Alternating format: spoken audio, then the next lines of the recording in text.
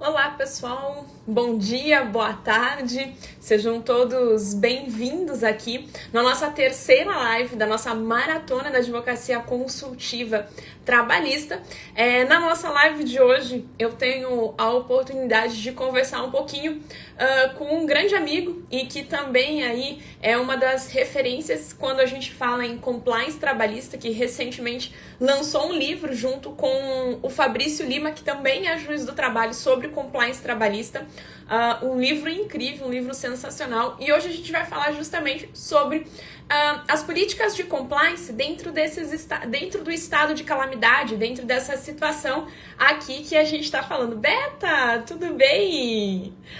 Então, o nosso objetivo hoje é justamente tratar um pouquinho de como a empresa deve se portar, quais as políticas que a empresa pode adotar, questões de atestado médico. A gente tem um projeto de lei tramitando aí 702 de 2020, falando sobre a possibilidade de dispensa do atestado médico, quais as implicações que isso poderia trazer aqui nessa época de estado de calamidade em razão do coronavírus, enfim, do Covid-19. Então a gente tem uma série de questões. Lembrando a todos que no final da nossa maratona de live, no dia 2 de abril, eu farei a abertura justamente do meu carrinho.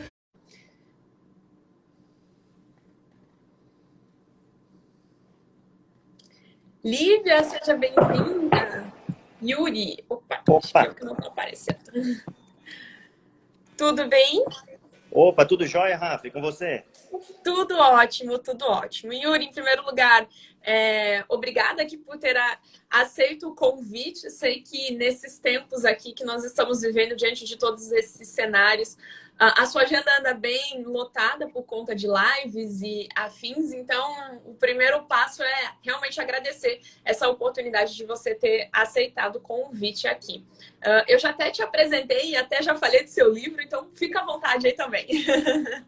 Tá jóia. Bom, é um prazer estar aqui mais uma vez, conversando com você, mais um bate-bola, Rafa. Sempre uma honra, um prazer e um privilégio e poder interagir com os seus seguidores que podem desfrutar.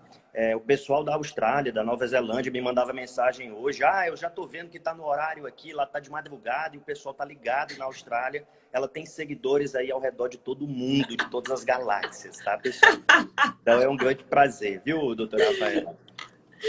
Imagina. Yuri, eu te convidei justamente para a gente falar um pouquinho de um tema que é aí a sua especialidade, que vem sendo a sua referência. Juntamente, até falei do livro que você e o Fabrício acabaram de lançar, um lançamento recente, sobre o compliance trabalhista, um livro excepcional que trata realmente de todas essas políticas, mas a gente tem um cenário novo que é justamente esse estado de calamidade. E aí eu queria te fazer uma pergunta: como que ficam essas políticas de compliance diante desses estados? Elas são dentro do estado de calamidade? É relativizado ou, ao contrário, a gente precisa reforçar as políticas? Perfeito. Em primeiro lugar, pessoal, acho que vocês puderam perceber que a doutora Rafaela utilizou uma palavra que foi referência. E eu aprendi com o Lucas Peixoto que autoridade é um estágio, referência é um degrau ainda mais acima. Então, obrigado. As palavras têm poder e são muito bem colocadas de maneira precisa. Eu encarei de maneira técnica, viu, Rafa? Mas, com relação a essa questão atinente ao compliance, é fato que uma das premissas basilares do compliance é o gerenciamento de riscos. A gente tem diretrizes internacionais, a gente tem a ISO 31000 de 2018, existem os normativos da COSO, o comitê, né, que regula e traça diretrizes. É necessário que haja um planejamento muito específico na hora de pensar em estruturar um programa de compliance, na hora de acompanhar, na hora de tomar as decisões, tudo tem que ser estabelecido como você faz, com grades de riscos, um risco leve, um risco moderado, um risco médio e um risco acentuado. E nesse cenário que a gente está com o coronavírus, os riscos ficam extremamente potencializados, porque são várias complexidades, são várias dificuldades e desafios que surgem, né? Inquietações do empresariado, inquietações dos empregados, e a gente precisa, com muita cautela, com muita calma, saber fazer essa avaliação para poder dar um norte, um suporte e auxiliar na tomada de decisão. Então, o momento é verdadeiramente desafiador. nós temos uma dificuldade, né, muito grande. Eu até escrevi recentemente lá para o Portal J, que é um portal que também tem uma boa visualização, traçando um pouco desse cenário e dos grandes riscos que estão envolvidos. Como você quiser começar aqui, porque são muitos os riscos, né? Se quiser jogar para cima, sortear ou escolher, fica à vontade. Perfeito. Obrigada, Yuri, justamente por ter feito essa introdução. E vale a pena que quando nós estamos falando de políticas de compliance, de implementação, essa matriz de risco, ela é feita num primeiro momento, né? Então, quais são os passos aqui, antes da gente falar dessas questões de risco do estado de calamidade que a gente precisa do compliance? Mas um primeiro momento é ter o suporte da alta administração. Feito o suporte da alta administração, isso pode requerer uma questão de treinamentos, reuniões, comprometimento mesmo dessa alta gestão. Depois a gente entra para dentro da situação de avaliação de riscos e a gente trabalha junto com as questões de matriz de riscos. Os riscos são de diversas ordens, riscos operacionais, riscos de mercado, riscos de recursos humanos, riscos de compliance. A fundação, a FNQ, ela traz justamente essas definições aqui de questões de riscos muito bem detalhada. E dentro dessa matriz de risco, a gente tem que sempre trabalhar com dois binômios, praticamente. Com a probabilidade da ocorrência deste risco, né? E o impacto que este risco vai gerar dentro da organização. E aí, dentro de um estado de calamidade, por mais que a gente esteja dentro de um período de necessidade de urgência e de respostas rápidas para dentro do empregador, é essencial que nós, na condição de advogados e consultores aqui, temos que ter uma política aqui de respostas dentro dessa matriz de risco, de frequência, de probabilidade, de impacto aqui, de gravidade, né, deste risco que vai ser gerado para dentro da organização. É evidente que hoje nós temos aqui o cenário da MP 927, e aí já puxo o primeiro ponto, falando justamente daquele artigo 2º que traz a ideia da prevalência da autonomia da vontade das partes sobre o negociado, sobre o legislado, com exceção da questão referente à Constituição Federal. Ou seja, eu só teria o respeito ou a observância aqui no que diz respeito à autonomia das partes em relação à Constituição Federal. Yuri, como que você vê, falando em políticas de compliance, que é justamente o objetivo para dentro do ambiente de trabalho, de ter um ambiente equilibrado, de ter um ambiente organizado, o artigo 2º, como que ele é visto nesse momento? Perfeito, Rafa. E, pessoal, vocês puderam observar a Rafa falando de matriz de risco. É por isso, por todo esse entendimento abalizado, que eu citei a professora Rafaela no meu manual de compliance trabalhista. Tem lá uma citação específica, ainda não chegou aí na sua residência, não por culpa minha, mas em virtude do sistema, né, que passamos hoje da situação de calamidade, mas em breve vai chegar. Fiz citação da professora Rafaela, é uma pessoa com quem eu debato acerca de compliance há muito tempo, e faz parte desde o nascedouro dessas ideias, né, dessas sementes que foram plantadas. E com relação a essa questão específica, Rafa, o artigo 2º, eu diria que é quase que o coração da medida provisória, né? Ele passa uma impressão de que há um cenário completamente largo, elastecido, aberto, para que empregado e empregador tomem as providências que quiserem tomar, mediante acordo simplesmente individual, respeitado apenas a Constituição. Isso potencializa muito o risco, essa disposição tão aberta, essa disposição tão flexível, porque justamente passa essa ideia de que tudo pode ser feito. Mas nós temos limites, né? E o próprio artigo 2º da MP, ele fala respeitados os limites estabelecidos na Constituição. Muitas pessoas me perguntam, Yuri, você acha que isso legitima que o empregado e o empregador possam fazer uma redução? É uma pergunta que tem sido muito recorrente. O que eu afirmo é que esse acordo individual entre empregado e empregador certamente envolveria um risco de moderado para acentuado. Por quê? O próprio artigo 2º prevê, como dissemos, a necessidade de observar a Constituição. E a Constituição prevê a irredutibilidade salarial, salvo a negociação coletiva. Então, esse acordo individual para reduzir o salário já poderia estar esbarrando no próprio artigo 2º da medida provisória 927 de 2020. sem prejuízo da crise de constitucionalidade. Eu estou afirmando categoricamente que não pode? Não, não estou afirmando isso. Eu estou dizendo que há um risco muito grande de uma interpretação nesse sentido. E aí, será que vale a pena correr esse risco? Qual é a outra perspectiva que nós teríamos? Seria uma negociação coletiva. Eu sei que a negociação coletiva é difícil, é engenhosa, ela é muito solene, tem muitos requisitos burocráticos, mas nós temos alguma alternativa para tentar suavizar essa solenidade tão rigorosa? A medida provisória não trouxe, até acho que deveria ter trazido, né? Pode ser que venha na MP 929, que está no forno. Há burburinhos de que possa haver uma grande flexibilização de negociação coletiva. Ah, mas que flexibilização? Deixar claro que não precisa de assembleia presencial, que você pode ter lá um comitê de crise, um grupo no WhatsApp com representantes dos trabalhadores, você pode ter algum ambiente virtual. A gente tem um mundo completamente telemático, então por que não usar essa tecnologia a favor? Aqueles prazos também, que se o sindicato não quiser negociar, eu tenho que esperar 8 dias para levar a federação, depois levar a confederação, não precisa disso. Todas as entidades são representativas dos trabalhadores, então poderia colocar aí um prazo de 48 horas ou até mesmo a alternatividade, negociar com qualquer um deles. E caso não seja possível, o Ministério Público do Trabalho, na nota técnica 6 de 2020, se colocou à disposição para fazer mediações, para ajudar nesse diálogo social. Aí podem dizer, poxa, mas o Ministério Público, Yuri, ele é muito inflexível, ele é muito rigoroso. Em algumas oportunidades, pode ser que sim, mas essa nota técnica, quem ainda não leu, fica como dever de casa, dá uma lida na nota técnica 6 de 2020 da Conalis do MPT, é uma nota flexível que fala da possibilidade de redução de salário mediante negociação coletiva, que endossa várias alternativas que foram trazidas pela MP 927. Então, o Ministério Público pode ajudar nesse momento. Ele já demonstrou um pontapé inicial de sensibilidade. Então, pode ser aqui um caminho.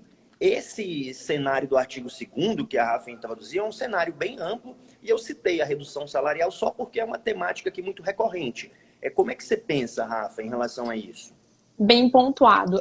Só continuando, além da nota técnica do MP, do MPT, na verdade, 6 de 2020, das questões de negociação coletiva, a gente pode ainda se valer justamente da questão do artigo 617-A, que fala da comissão de representação dos empregados, né? Então, algumas empresas têm se valido dessas questões, mas vale lembrar que a tomada de decisões dentro dessa comissão de representação dos empregados, a gente tem feito através da matriz de risco, né? Por quê? Justamente, dada toda a burocracia que nós temos aqui, se o sindicato não quiser negociar, tem que esperar o prazo de 8 dias para a federação, depois mais confederação, ou seja, a gente tem uma hierarquia muito rígida neste momento em que a gente precisa de respostas rápidas aqui diante da solução da situação de urgência e emergência que nós nos encontramos, mas também pode ser uma saída e um caminho. As questões de flexibilização via negociação coletiva. A gente precisa, sim, de uma medida que venha me permitir maiores possibilidades de flexibilização, de convenção diante de todo esse cenário e até mesmo de formar essa negociação. E quando você levantou o comitê de risco, por exemplo, eu tenho 2 empresas que nós estamos com um grupo dentro do WhatsApp já com o comitê de risco. Inclusive, o nome do grupo é Comitê de Risco Covid e o nome da empresa. E quando criou o segundo, eu falei, gente, vamos colocar o nome da empresa aqui, porque eu já tenho mais um comitê de risco. E dentro desse grupo, a gente tem a participação de alguns empregados que a gente já tem dentro da empresa que são representantes, né? A gente não tem a comissão formada por conta do número de funcionários, mas a gente já tem alguns representantes que já eram empregados que conversavam e dialogavam com a administração de uma forma recorrente e que a gente vem adotando as medidas. Inclusive, na última sexta-feira, nós fizemos uma reunião via Zoom para adotar as medidas, porque esse meu cliente ele tem implicações não só trabalhistas, mas implicações contratuais, que a gente está vendo aí, vou suspender pagamento de prestação continuada ou não, tenho que pagar mesmo a empresa estando fechada, mesmo a organização estando fechada diante do decreto. Então, a gente tem uma série de particularidades que a gente precisa analisar e a gente precisa de soluções aqui que atendam e que sejam respondidas na mesma velocidade aqui das nossas emergências e das nossas urgências. Quando eu falo de negociação para redução de salário e jornada, eu defendo a viabilidade da negociação e defendo que a negociação ela é um instrumento que eu posso utilizar, tendo em vista que o inciso 6 do artigo 7º da Constituição Federal me permite esse tipo. A gente sabe aqui que nós já temos opiniões contrárias, dizendo que nem por negociação eu poderia trazer essa redução, mas eu entendo que se a Constituição me autoriza, eu posso negociar esse tipo de cláusula dentro da minha convenção, mas vale lembrar que, uma vez que eu negocio cláusulas referentes à redução de salário, o próprio artigo 611-A, e salvo engano no parágrafo 3º, me traz a obrigatoriedade de que eu tenho que garantir um emprego durante o período de vigência daquela convenção. Então, para que você tenha validade, seja você negociando via acordo ou convenção coletiva, ou seja você negociando via a Comissão de Representação de Empregados, porque falhou a negociação via sindicato aqui, e você formou essa comissão, é importante que você garanta aqui essa estabilidade dentro do emprego pelo prazo de vigência deste acordo que perdurar a redução do salário, ou seja, que você cumpra as vigências legais. E aí, dentro do artigo 2º, a gente entra dentro de uma outra situação que se assemelha com questão de redução de salário, que é a suspensão. Que aí a gente tem que realmente aguardar a MP 929, porque eu entendo que a negociação coletiva para suspender o contrato de trabalho sem execução é um caminho aqui diante que eu tenho que tratar diante dos limites constitucionais, até porque a Constituição me garante um salário mínimo, né, a garantia de um salário mínimo ao menos, inclusive para aqueles que recebem remuneração variável. Vale a pena a gente lembrar que quando a remuneração variável não atinge, o empregador tem que garantir esse salário mínimo. Então, as questões de suspensão contratual, eu entendo que ainda a gente está pendente de negociação, tendo em vista o risco que nós estamos envolvidos neste momento, né? Porque a gente tem uma situação em que eu preciso girar a economia em todas as linhas. Eu preciso ter uma frente de faturamento para a empresa e eu preciso ter uma forma de subsistência para o empregado também se manter nesses períodos, né? É verdade, Rafa. Agora, uma questão que eu queria conversar e até questionar do que você tem vivenciado, né? Você está no Rio de Janeiro, mas você atende clientes em todo o território nacional, que eu sei. Nós temos realmente essa deficiência que ficou da MP 927, o artigo 18 que foi revogado pela 928, que talvez seja tratado na 929, mas ainda subsiste na CLT aquele dispositivo, o artigo 476, né? O 476A, que prevê a possibilidade do layoff, a suspensão contratual mediante negociação coletiva, com a aquiescência formal do empregado e assegurando o governo a contrapartida, né? O braço do Estado aqui conferindo esse sustentáculo. Ninguém tem usado esse layoff que já estava em vigor na CLT e que lá continua, ou tem se tentado negociar aí?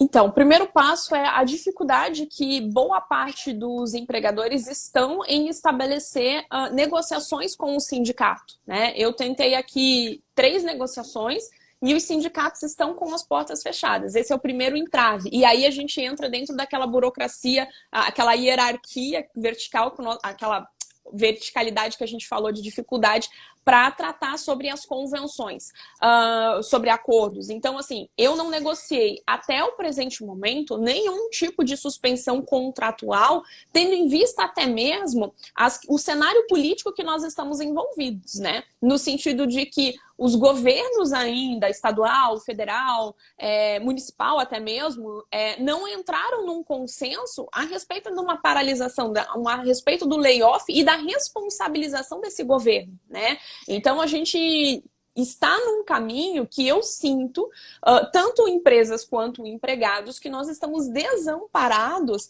no sentido de qual a medida adotar. Para você ter uma ideia, você levantou justamente, estou aqui no Rio. Aqui no Rio a gente está sob decreto desde o dia 17 de março. Então a gente tem um decreto que determinou a paralisação das atividades pelo período de 15 dias e o fechamento de alguns estabelecimentos por determinação obrigatória. Então escolas, academias, enfim, shoppings, lojas de shoppings, com exceção da praça de alimentação, está determinantemente fechado desde esse decreto. E acontece que, desde o dia 17, a gente só foi ter uma resposta e um suporte na segunda-feira com a MP 927. Então, a gente ficou ali praticamente uma semana sem um suporte, né, jurídico do que eu faço com esses empregados. Agora, nessa semana que se inicia, a gente tem ainda uma incerteza, porque o governador do estado do Rio já anunciou que pode prorrogar esse decreto, né, que vai, na verdade, emitir um novo decreto determinando mais um período de suspensão. Então, e a gente fica sem medidas, sem soluções jurídicas que nos dê segurança. Né? A gente tem atuado muito mais em risco do que em medidas cautelares. A MP 927, ela veio nos ajudar nesse momento de crise? Sim. Ela era necessária? Sim. Tem uma série de pontuações que a gente pode levantar a título de inconstitucionalidade ou não? Sim, tem. E, inclusive, a MP 929, que está para sair, certamente será eivada de vícios de constitucionalidade. Mas esse é o momento em que a gente precisa superar os vícios de inconstitucionalidade e atuar dentro da preservação do emprego. Eu acho que este é o objetivo de todo o empresário e de toda a cadeia aqui que nós precisamos ter em relação a isso.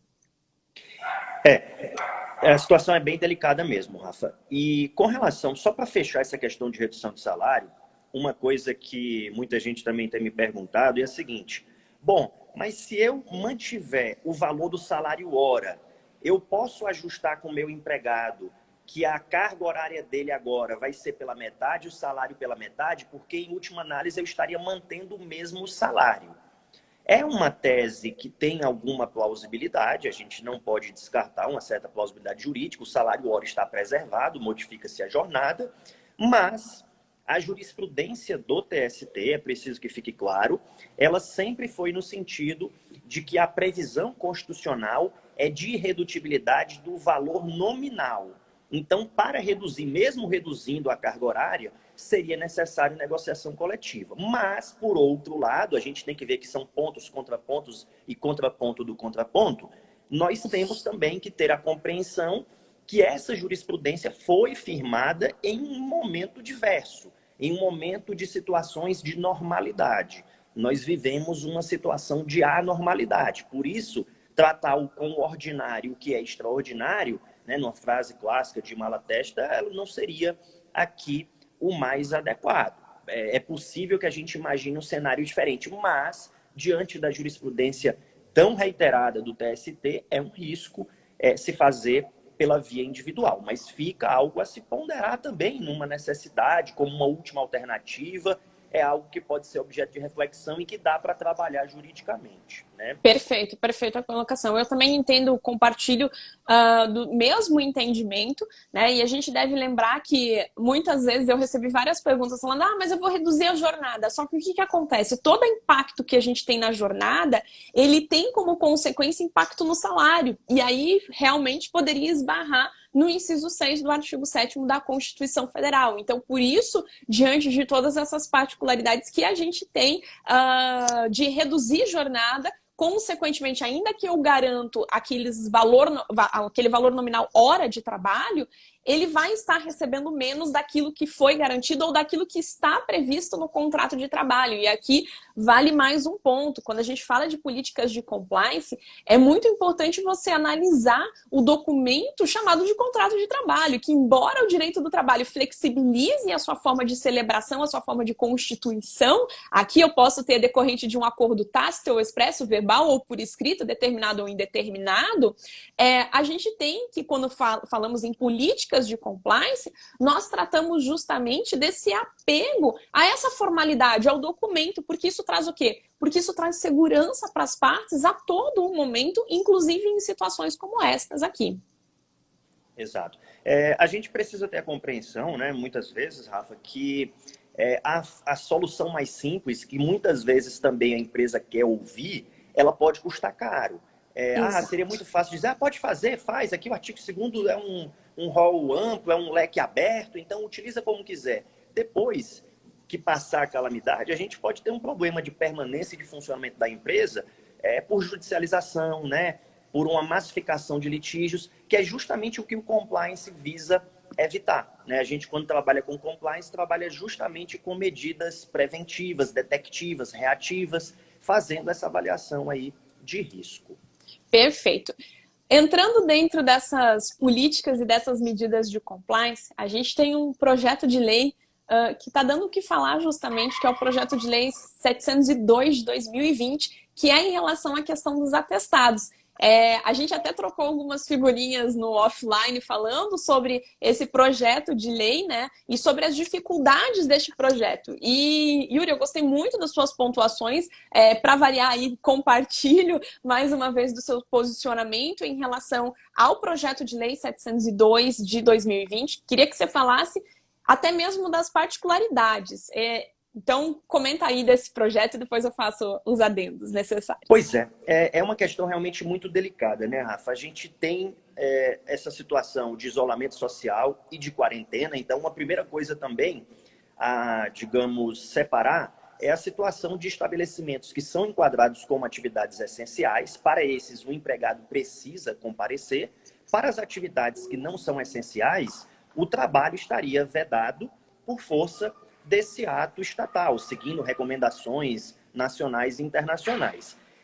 Agora, se nós estivermos diante, né, então, dessa situação em que o trabalho está vedado, o empregador teria que tomar alguma das providências da medida provisória, seja férias coletivas, férias individuais, teletrabalho, antecipação de feriados, qualquer uma delas. Agora, se porventura nós estivermos diante de um trabalho que está se realizando, a ausência do empregado ela fica em uma situação dramática, porque há uma recomendação do próprio Ministério da Saúde que se evite buscar o atendimento médico hospitalar.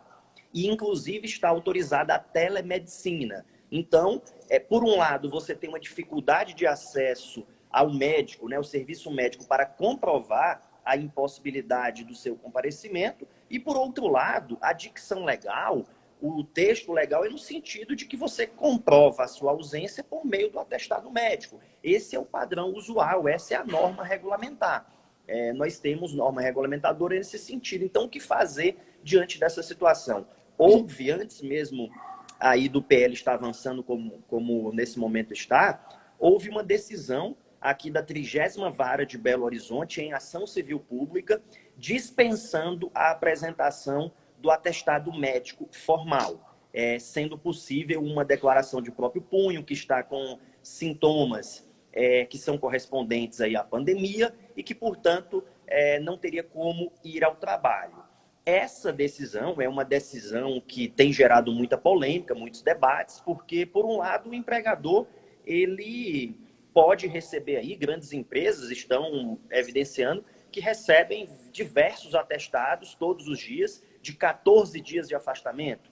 E aí nós temos uma outra situação que será que por essa situação de anormalidade não poderia se tratar como uma contingência social e se considerar que o empregado, a partir do primeiro dia de afastamento, estaria em gozo de benefícios previdenciários? Porque o normal é que somente a partir do 15º ele seja encaminhado ao INSS. Mas como nós estamos nessa situação difícil para o empregado e para a empresa, que vai receber muitos atestados, não se poderia considerar de logo a proposta nesse sentido, né, que se considere. Mas são propostas, enquanto ela não existir, nós não podemos considerar essa possibilidade jurídica, né? Ela não existe juridicamente. E aí é uma situação muito difícil mesmo, uma situação verdadeiramente dramática. Você pode fazer um atendimento médico, receber um atendimento médico por WhatsApp, por algum meio telemático? Pode. E o atestado médico? Ele pode ser enviado? Ele até pode ser enviado pelo WhatsApp, por e-mail, tem alguma facilidade. Mas essa telemedicina, ela é completamente suficiente? Não. Há relatos de pessoas que tentam e não conseguem verdadeiramente. Não é uma coisa tão simples atender a população brasileira toda, né, por meio de telemedicina. Será que vai haver essa oferta verdadeiramente disponível? É muito, muito delicado. O que você pensa, Rafa? Concordo. Eu entendo que é muito delicado. O projeto de lei prevê ali os 7 primeiros dias eu atesto, né? Falo que eu realmente estou sem condições ali. A partir do 8º dia eu deveria, então, apresentar-se ainda persistiu o afastamento de acordo com o projeto apresentar o atestado propriamente dito em questões do SUS e do Ministério, de acordo com os regulamentos do Ministério da Saúde. Só que a gente fica num cenário muito vulnerável para o empregador nesse momento, porque querendo ou não, e aqui sejamos claros com a situação, a gente pode ter o contrário, né? A gente pode ter o funcionário utilizando deste meio para não comparecer ao serviço sem algum tipo de sintoma, e como que ficaria justamente essas questões por parte do empresário, né? A gente tem ali o artigo 605, a Lei 605 de 49, no artigo 6º, ela trata justamente das hipóteses de consideração de falta justificada, e uma delas sempre foi justamente a apresentação de atestado médico particular. A gente tem a hierarquia, inclusive, do artigo 6º, para quem nunca tratou, até entrando em outro ponto. É por isso que o atestado da Previdência ou o laudo médico do perito da Previdência, ele prevalece em relação ao atestado médico particular, justamente porque o artigo 6º traz uma ideia de hierarquia, que assim se defende ali nas formas de apresentação do atestado. E você ter essa contrapartida de apresentar aqui ou seja, de afastar a necessidade de apresentação, como o projeto de lei 702 de 2020 está prevendo, eu entendo que neste momento ele seria muito arriscado pela própria forma que o empregado poderia dar a utilização e também pelos recursos que são utilizados da telemedicina. Se a gente analisar, não é toda parte da população que tem o acesso a esses recursos aqui para utilizar e para ser atendido. Sem contar que nós estamos nos adaptando a essa nova forma de teletrabalho, né? Do home office propriamente dito. Ou seja, a gente não tem ferramenta para fazer esse atendimento, para substanciar um projeto aqui e dar a validade e veracidade jurídica necessária sem comprometer a empresa, porque a empresa já está comprometida. E eu entendo que, de fato, a gente tem que ficar em casa, a gente não pode procurar médico, ir no posto de saúde, ou os atendimentos das UPAs, enfim, do SUS, ela realmente pode ser mais prejudicial, o empregado pode realmente acabar ficando doente em relação a isso, mas a gente tem que sopesar essas medidas aqui e tratar justamente dessas questões de políticas de compliance. E aí entra dentro de um outro ponto, né? Se afastando um pouquinho do projeto de lei 702, mas ainda tratando dessas condições, eu tenho visto, por exemplo, atividades aqui que a gente está tratando, que são essenciais, em que o comércio ainda está aberto nessas atividades que foram declaradas essenciais, só que muitas vezes o trabalhador ali, ele mora com pessoas dentro do grupo de risco, né? Ele tem pessoas dentro da família dele, da casa dele que ele reside, dentro do grupo de risco. E aí o que está acontecendo? Esse trabalhador não quer comparecer ao trabalho, né? Esse trabalhador, ele não quer ali estar dentro desse ambiente de trabalho pelo risco e pelo medo de contaminação.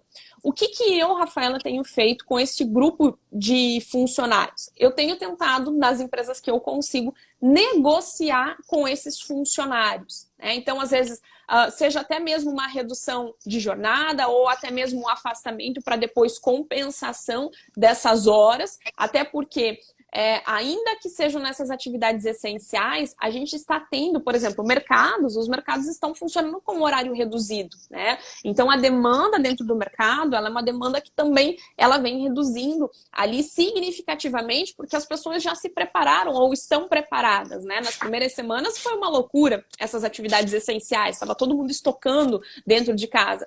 Hoje, e eu tenho um cliente que eu posso dizer, ele está mais tranquilo, mais estabilizado, ele sabe como agir. Então, com esses funcionários, a gente tem que ter uma política de flexibilidade se isso for possível para dentro da empresa. Até porque, quando a gente fala das questões de Covid, vale ainda as disposições de faltas autorizadas dentro do artigo 3º da Lei 13.979 de 2020, que trata das questões ali de afastamento, de isolamento, de quarentena, então de todo afastamento social, de todas essas situações. Ali está autorizado. Agora, essa é uma situação que eu não tenho respaldo legal, mas que eu poderia, sim, me valer de uma política bilateral aqui de acordo com o empregado para resguardar o seio familiar dele. Sim, sem dúvida. Essa situação em que a pessoa tem um temor de sair é um temor compreensível, porque existem pessoas em grupo de risco e elas são verdadeiramente vulneráveis, né? São as pessoas que sofrem, geralmente, infelizmente, os óbitos. É um temor compreensível e aí, nesse tocante, a medida provisória ela traz alternativas que são úteis, né? Que podem verdadeiramente ser utilizadas. O teletrabalho, se for viável, mas um caixa de supermercado, isso não vai ser viável, fazer um teletrabalho. Mas a antecipação de férias, individuais ou coletivas, antecipação de feriados, até mesmo o banco de horas, que me parece que nesse tocante claramente se permite o banco de horas negativo. Essas situações aqui, uma possível suspensão contratual que possa vir, né, com a negociação coletiva, embora essa seja mais difícil, mas essas medidas individuais aqui, com antecipações, com banco de horas, elas podem vir a calhar e resolver bem com relação a esses empregados, né? Alguém também comentou, Rafa, enquanto você falava, eu dava uma olhadinha aqui, uma checada, sobre a possibilidade do médico da empresa intervir. Se a empresa tem um serviço médico, obviamente, assim como o trabalhador ele foi se consultar com um médico do Sistema Único de Saúde por telemedicina, ele pode também fazê-lo com o médico da empresa, com o serviço médico, que seria até prioritário. E aí o serviço médico da empresa pode aferir melhor essas condições. O problema é que nem todas as empresas possuem esse serviço médico funcionando efetivamente. Inclusive, é uma grande pecha de risco que a gente tem nas empresas e que o compliance visa combater. Você utilizar esses serviços de medicina pro forma, né? Sem a devida seriedade. Exames admissionais em que você chega lá no médico, o médico pergunta a sua altura, seu peso e pergunta se está tudo bem. Eu já fui fazer um exame admissional que o médico me perguntou se estava tudo bem. Eu disse, doutor, eu não sei, eu vim aqui para o senhor me dizer. Eu não sou médico, né? Eu fiz direito. Eu até penso em fazer medicina, é um sonho meu ainda também. Eu quero trabalhar com direito médico, mas no momento eu não tenho aptidão. Então, assim, infelizmente é uma carência que a gente tem nas empresas, muitas vezes por dificuldade, outras vezes por desinteresse e por falta de conhecimento também da importância, né? Surge uma doença ocupacional e aí a pessoa depois não percebeu, a pessoa não teve identificação na admissão que tinha uma predisposição, que tinha algo pré-existente, surge uma doença ocupacional, você não tem como dizer que foi pré-existente, porque lá no exame admissional está como apto, sem qualquer ressalva. Então, é muito preocupante. A Silvana aqui falando, outras pessoas, dessa questão do serviço médico, né, Rafa? E dentro dessa questão, já que você entrou, inclusive era o meu próximo tópico que eu queria tratar, não está dentro daquilo que a gente alinhou, mas... Perdão pelo spoiler. Mas foi um spoiler muito bom, porque o que eu queria tratar? A MP 927, ela veio flexibilizando justamente essas questões de saúde e segurança no trabalho. E dentro dessas flexibilizações, dentro dos exames que você mencionou, entram aqueles exames tidos como admissionais, periódicos e o demissionais. Os demissionais, eles não entraram dentro dessa exceção de que eles estão dispensados. Porém, tenho duas perguntas. Uma, na verdade. Ele está dispensado demissional se nos últimos 180 dias o empregado se submeteu a algum tipo de exame periódico, ou seja, não precisaria, então, realizar o exame demissional. Só que agora tem um grande problema. A gente está vivendo aí um cenário de muitas demissões dentro do contrato de trabalho e aquelas demissões em que o empregado realmente não se submeteu ao período anterior de 180 dias a algum tipo de exame médico que prove a sua aptidão, a sua aptidão para essa demissão. E, em contrapartida, algumas empresas, algumas clínicas de medicina do trabalho, elas estão fechadas diante de todo o cenário. Se eu não encontro alguma clínica de medicina para fazer o exame demissional deste empregado que não tem um histórico anterior de 180 dias de algum tipo de exame, qual que seria a postura da empresa para ela agir? O que ela deveria de fazer? Ela vai proceder com a demissão mesmo sem esse demissional? Como que ficariam essas questões analisando pelo viés das políticas de compliance? É uma questão extremamente delicada, né, Rafa? Porque você tem uma norma regulamentadora prevendo a necessidade do exame demissional.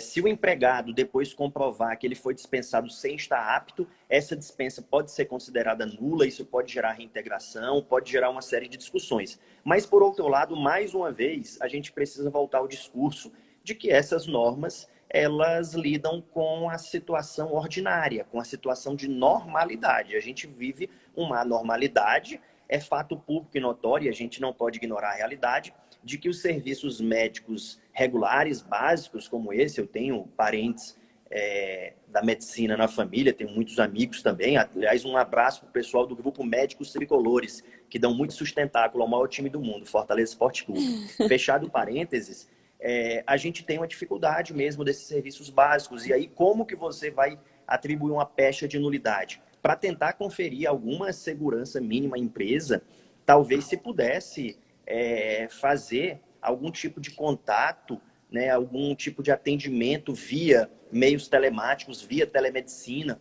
com o serviço médico da empresa.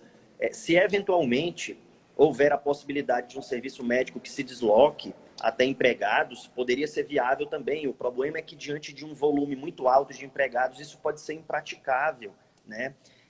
São alternativas que tem que se ponderar, mas sempre com a consciência de que a gente vive essa situação de anormalidade. Aí você reconhecer uma nulidade por um serviço que não estava disponível na maneira regular, na maneira ordinária, me parece que seria um pouco ignorar a realidade. Quando o direito ignora a realidade, esta se vinga e ignora o direito, né? Uma frase clássica aí de Horace Rippé, e ela serve para a vida toda, né? O que você pensa, Rafa? Eu também. Inclusive, eu tive até uma das perguntas aqui, foram de clientes e depois dos meus alunos, perguntando justamente essa questão do demissional. E eu respondi, pontuei, que inclusive, caso na cidade não tenha tido ali as clínicas abertas, fundamentar, inclusive colocar ali num acordo, mencionamos, ligamos para as empresas XXX, que são empresas especializadas em exames ocupacionais, e essas empresas estão fechadas em razão da contaminação do coronavírus, enfim, e colocar o aporte de que o exame foi dispensado diante dessa situação e também por conta do estado de calamidade do decreto 6, e também eu menciono o artigo 2º da MP. Considerando essa situação, então, o exame está dispensado tendo em vista a não possibilidade de realização neste momento, né? Eu tenho colocado, tenho feito essa documentação, pelo menos. Perfeito. Uma das premissas, né, Rafa, do compliance, dentre as várias gestões que são necessárias, recursos humanos, pessoas, existe a gestão documental. E a empresa precisa estar muito bem amparada, inclusive fazendo essa gestão documental com arquivamento eletrônico para evitar perdas, etc. E aí essas questões, inclusive essas buscas de atendimento, comunicações, tentativas de contato via WhatsApp, que muitas clínicas têm WhatsApp lá, a tela printada reiterando o pedido de que haja um atendimento para a realização de demissionais, para que fique tudo documentado, e que você tenha como provar num eventual processo. A ideia do compliance é que não haja litígio, mas se ele houver, você precisa demonstrar as suas políticas de integridade, as suas condutas afinadas com ela. Então, isso é muito importante mesmo, está tudo devidamente justificado e documentado, para que se possa evitar aí possíveis questionamentos, né? Perfeito. Para que se possa evitar o êxito de possíveis questionamentos. Questionamentos sempre podem acontecer, né? Exato. Isso é algo que eu sempre destaco quando a gente está falando de políticas de compliance, e que muitos acabam ficando nessas dúvidas. Eu até fiz recentemente uma aula com os meus alunos e eu falei, porque o que acontece? A gente dissemina tanto a política de redução de custo trabalhista ou de risco trabalhista, que isso passa uma sensação de que o empresário, então, a empresa vai ficar livre de reclamação trabalhista. Não, isso não. Até porque a ação é um direito constitucionalmente garantido. E vou repetir o que eu reitero para todo mundo. O que a gente vai ter é justamente o que você acabou de falar. Eu vou ter aqui uma segurança a ser conduzida dentro dessa reclamatória. A partir do momento em que uma empresa que não tem uma política de compliance, que ela só vai mensurar o risco daquela reclamatória quando ela existir ou quando chegar a notificação para a empresa para ela apresentar a resposta e comparecer na audiência, quando eu tenho uma política de compliance, eu consigo mensurar o risco da reclamação antes mesmo dela surgir. Porque eu já sei o que eu vou ter, o que ele vai pedir, quais são as formas de defesa que pode vir daquele pedido e quais são aqueles pedidos que, olha, aqui eu tenho um risco, aqui eu não tenho um risco. Então, a gente atua com segurança no que diz respeito ao risco do passivo, ao risco do contencioso, né? A gente tenta evitar. É evidente que, a longo prazo, a tendência de você ter um compliance trabalhista dentro da empresa organizado, que funcione, que você tenha políticas de monitoramento, que você faça auditorias periódicas, é que isso reduza o passivo. E reduz por quê? Porque o clima organizacional é um clima equilibrado, porque o ambiente, a cultura que se instalou é uma cultura tranquila e é uma cultura de segurança para ambas as partes. O que faz, então, com que o empregado não procure a justiça, a justiça no sentido de reclamação, de ajuizamento de ações trabalhistas. E vale lembrar que a gente está falando de compliance, um dos maiores riscos que a gente tem ali para o ajuizamento de ações e reclamações contra as empresas é justamente em relação às políticas de demissão. Algumas demandas, se não uma boa parte das demandas trabalhistas, elas surgem exatamente no momento da demissão. É o jeito que você comunica com o empregado, é o jeito que você trata o empregado no dia da assinatura da rescisão. Você até comunicou, ok, mas chegou na rescisão, passou ali, você chamou ele no 10º dia, que é o dia que você tem que efetuar o pagamento para ele assinar a rescisão e quitar as verbas rescisórias, e aí você trata ele com indiferença. Ele sai daí com aquela sensação, eu trabalhei anos na empresa e é assim que ela me demite? Ou seja, aí que surge todas essas questões. Então, quando a gente fala Perdão. Quando a gente fala dessas políticas de compliance, é o cuidado do início ao fim, né? Perfeito, Rafa. Na minha outra atividade, né, minha atividade fim, que é a magistratura, e o magistério é uma grande paixão, na atividade de juiz eu percebo muito isso, de maneira muito clara. O empregado, para ajuizar um processo, geralmente ele ajuiza por uma mágoa, por algum ranço, por uma situação desagradável. Às vezes você vê até com testemunha, eu olho para a testemunha e vejo assim, acontecia isso com você também, tá? Você não tinha esse desconto aqui correto? Acontecia também. E você nunca pensou em entrar com um processo? Só uma curiosidade, né? Conversando com a testemunha, eu gosto muito de trash talk, conversar com as partes, com as testemunhas, para elas se sentirem incluídas e que somos todos iguais. E eu escuto às vezes assim, não, porque sim, eles me trataram bem, também foram bons para mim, acho que foi importante para minha vida. Então, se você trata aquele empregado como um ser humano, se você reconhece a humanidade, se você exerce empatia, se você faz dele um verdadeiro cidadão, ele muito provavelmente não vai chegar a judicializar uma pequena questão, uma irregularidade, porque no Brasil, sejamos francos, é difícil cumprir exatamente, milimetricamente, todas as disposições. O emaranhado de normas é muito grande, é muito vasto. Se você trata aquele ser humano bem, ele provavelmente não vai chegar a esse ponto de um litígio judicial. E é por isso que, além dessas ferramentas que a gente já abordou de en passant, pesquisa de clima é uma coisa muito importante, canal de denúncias, né, para que você possa sentir um ambiente, para que você possa ter notícia de eventuais desmandos, irregularidades. Mais de 50% das denúncias, segundo a KPMG, instituição seríssima, né, de alta credibilidade, mais de 50% das denúncias são procedentes. Então, como que uma empresa hoje pode sobreviver sem um canal de denúncias, sem ter conhecimento do que acontece de irregularidade ali dentro? É um mecanismo essencial e basilar. E para que fique claro, pessoal, uma outra questão, quando a Rafa começou a falar, eu comecei a rir. Eu não estava debochando de nenhum comentário, que eu concordo com tudo que ela fala praticamente, né? Sempre. 99% geralmente eu concordo. E o 0,1% faz parte da democracia e da dialética. Mas eu tava A gente só fica sem se falar uma semana, mas tá tudo bem, né? Tô brincando. É verdade. É que o Walter Queiroz, ele colocou assim, excelente explicação, professor Yuri. Só encontrei um equívoco evidente. Fortaleza é o segundo melhor, temos o Vozão. Sem problema, aqui é só brincadeira, tá bom? O Ceará tem todo o respeito, eu sou um desportista, torço pelo futebol cearense, acima de tudo. E o importante é a brincadeira e a resenha, né? Exatamente. Como a gente está chegando perto aqui do final, tem um tema que eu não posso deixar de lhe provocar, que é sobre a questão de força maior e fato do príncipe. Fala para mim o que você pensa e depois eu vou te repetir o que eu penso e a gente vai conversar com o pessoal. Eu fiz até um vídeo, tá lá no meu Instagram TV, no meu IGTV, um vídeo que até eu não esperava, tem mais de 4 mil visualizações, tem 780 curtidas.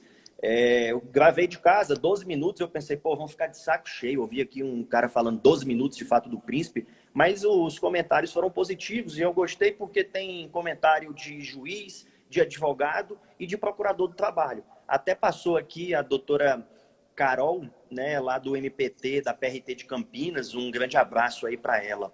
E para o Thiago Rosado, que acabou de entrar, juiz do trabalho lá na 9ª região, que está pela Espanha fazendo aí doutorado, se aperfeiçoando. Inclusive, Espanha, um abraço para o meu amigo Raul Rojas, com quem eu aprendi muito sobre compliance laboral, maior autoridade de compliance lá da Espanha. Mas fala aí do Fato do Príncipe, Rafa. Perfeito. Em primeiro lugar, eu vi o vídeo do Yuri, eu também postei, mas são, para você ver, sabe aquele 0,1% que a gente mencionou que a gente discorda, talvez esteja aqui, a gente vai falar publicamente. O que acontece? Quando a gente fala em estado de força maior, e é bom pontuar aqui que a CLT ela não faz distinção de caso fortuito ou força maior, então é tudo a mesma coisa. O fato príncipe, ele é uma espécie de extinção do contrato por força maior.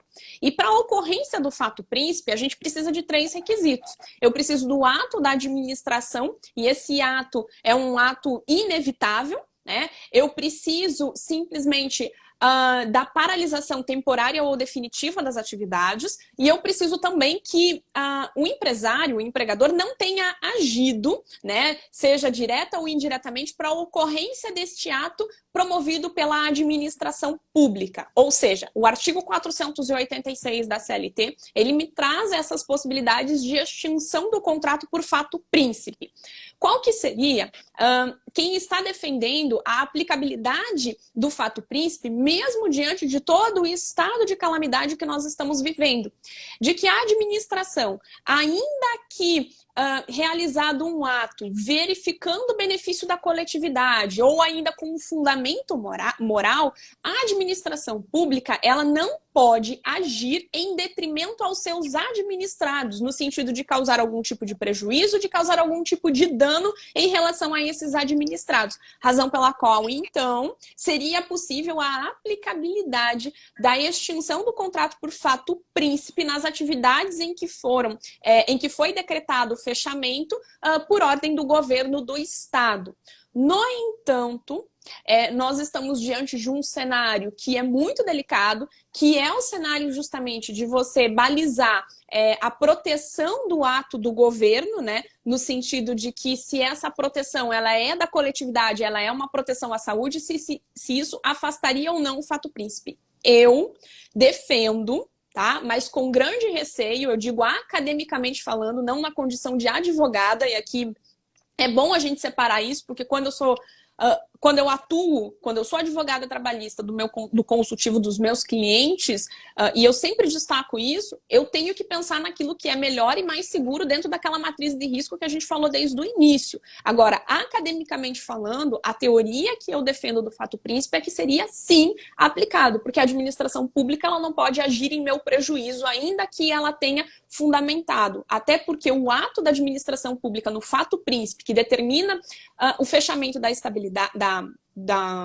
do estabelecimento temporário ou definitivo, a gente não vai analisar a licitude ou a ilicitude ou a motivação. A gente vê justamente a precariedade de ser inevitável. Esse é meu posicionamento. Ponto. Agora, contraponto, pessoal. A teoria do fato do príncipe, ela remonta à própria antiguidade. E ela tem uma razão de ser. Quando o Estado, né, quando o ente público, ele agisse de uma maneira arbitrária, quando o príncipe, na verdade, agisse arbitrariamente em desfavor dos súditos, dos administrados, causando prejuízo. Ora, se o Estado, se o príncipe age aqui arbitrariamente e causa um dano, ele que responda. Então, em outras palavras, no português mais claro, você abusou de alguém, você que responda. Você, príncipe, arbitrariamente atuou, então vai responder. Essa seria uma finalidade, né? Seria uma interpretação teleológica, finalística da norma. O Estado agindo arbitrariamente. Então, nós podemos vir a ter uma interpretação de que o artigo 486, ele tem no seu âmago, ele tem na sua essência, ele tem embutido em si uma atuação arbitrária, o que, nesse caso, não haveria no particular, porque o Estado está agindo para proteger a própria vida humana de todos, em consonância com as recomendações nacionais e internacionais da Organização Mundial de Saúde, em consonância até com o governo federal, com a Lei 13.979, que disse que é um ato em benefício e em proteção da coletividade. Além dessa interpretação aqui finalística, a própria interpretação histórica. Se a gente buscar lá quem fala na Bélgica, lá em Bruxelas, acerca de fato do príncipe, Henri Depage, ele menciona essa necessidade de arbitrariedade e de uma impossibilidade absoluta para a continuação da atividade. Ah, professor, mas eu não concordo com o ato arbitrário e nem com essa interpretação que é dada histórica e finalística do 486. Tudo bem, é possível não concordar, mas é necessário saber e informar ali a quem lhe busque, né? É necessário deixar claro que existe uma grande possibilidade de uma interpretação nesse sentido. E aí uma interpretação também histórica. Esse artigo 486, ele praticamente nunca foi reconhecido pela jurisprudência brasileira. Então, poxa, um artigo que está desde 43, nós estamos em 2020, nós temos aí praticamente 80 anos e até hoje nunca se aplicou. Na verdade, já houve aplicação, mas aplicação em uma situação extremamente clara. O Estado desapropria uma determinada propriedade e lá não tem mais como funcionar. Aí não tem o que se fazer realmente. O Estado tirou, impediu completamente o particular por meio de uma desapropriação. Nesse caso, existe uma decisão do TRT da 5ª Região que reconheceu o fato do príncipe. Não é uma decisão do TST, mas é uma decisão de Tribunal Regional do Trabalho. Tem vários outros casos, como o fechamento de bingos que não se reconheceu, como a impossibilidade e a proibição de outdoor lá no estado de São Paulo, que agências de publicidade fecharam, tiveram uma grande dificuldade. Então, é um dispositivo extremamente difícil. Há quem diga também o seguinte, Rafa, alguém me fez essa ponderação por meio de direct, desculpem, eu não consegui responder todos porque são muitos, mas alguém disse, professor, para o fato do príncipe, o artigo 486 da CLT não exige o fechamento do estabelecimento, como se exige na força maior. Essa argumentação eu já acho um pouco mais frágil. Por quê? Como a Rafa falou, o fato do príncipe é uma espécie de força maior. Você pode buscar a doutrina, Otávio Bueno Magano, Arnaldo Susequinde, Délio Maranhão, você pode buscar lá Maurício Godinho Delgado para falar do maior cientista de relações de trabalho da atualidade, Volia Bonfim, você pode buscar a doutrina clássica e moderna, todos eles vão dizer que é uma espécie de força maior. Então, se é uma espécie de força maior, segue o gênero, que exige a necessidade de fechar o estabelecimento. Mas, na minha opinião, na própria disposição do 486, está implícito que deve fechar de paralisação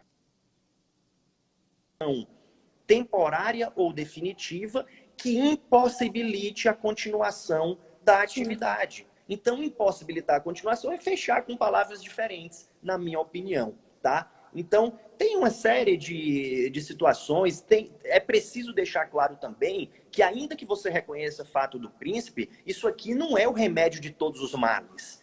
Basicamente, os 40% do FGTS seriam arcados lá pelo Estado, né? Pelo Estado lato sensu, município, Estado ou União. O restante ficaria a cargo do empregador. Então, não ache que é o remédio de todos os males. Aí, será que vale a pena, na avaliação de risco do empregador, ele investir num dispositivo extremamente complexo para simplesmente não ter os 40% do FGTS, quando ele pode ter uma pactuação de força maior e ter também alguma flexibilidade com muito mais segurança? Aí é uma avaliação de risco que merece ser feita com muita prudência e com muita cautela, né, Rafa?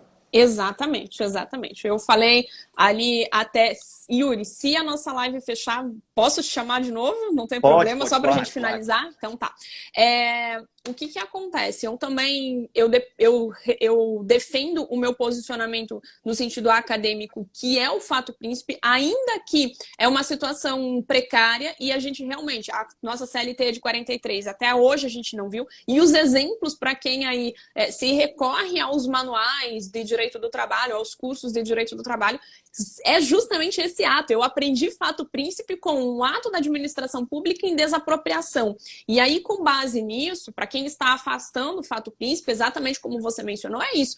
O que é o ato da desapropriação? É um ato arbitrário e discricionário. O que é um decreto de fechamento de um estabelecimento? Qual que é o motivo? Aí seria ato motivado. Uma vez que eu tenho um motivo para a administração pública agir, né, eu não poderia me valer do fato príncipe.